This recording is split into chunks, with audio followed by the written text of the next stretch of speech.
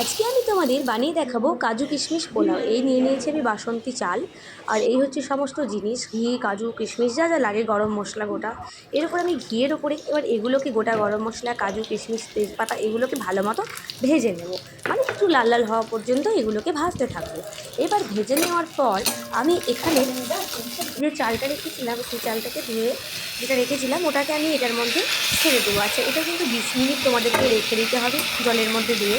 তারপরে এটাকে ভালো মতো ঝরঝরে করে নিয়ে তুমি এটাকে যাই হোক মাখিয়ে নেবে। এবার আমি আচ্ছা, এটা তোমাদেরকে দেখানো যায়নি, ঘিটা গরম করে এর মধ্যে একটু হলুদ দিয়ে সেটা এর মধ্যে অ্যাড করে নিতে হবে, তাহলে কালারটা খুব ভালো আসে।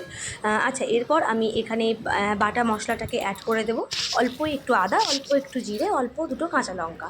এরপর আমি চিনি অ্যাড করে নেব। তোমরা চাইলে মিক্সারে চিনিটাকে গরমও করে নিতে, পেস্ট করে নিতে পারো। তারপর আমি এখানে কিন্তু গরম জল ইউজ করেছি। গরম জল দিলে পোলাওটা খুব ভালো হয়, সুন্দরভাবে ঝরঝরে হয়। তো এই হচ্ছে আমার কাজু কিশমিশ পোলাও, কোনো ঝামেলা ছাড়াই ঝটপট এটি রেডি হয়ে যায় ঠিক 5 মিনিটের মধ্যে, 10 মিনিটের মধ্যে। আচ্ছা, দেখো আমি এই গরম জলটা এবার অ্যাড করা দেখাচ্ছি। প্লিটটা আমি পরে নিয়েছি।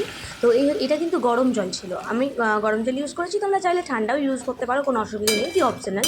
হ্যাঁ, তো এই হচ্ছে আমার এটাকে এবার 5-10 মিনিট রেখে আমার কাজু কিশমিশ পোলাও ইজ রেডি। কেমন হয়েছে অবশ্যই জানিও। ভিডিওটি ভালো লাগলে চ্যানেলটিকে সাবস্ক্রাইব করে দিও। Bye bye.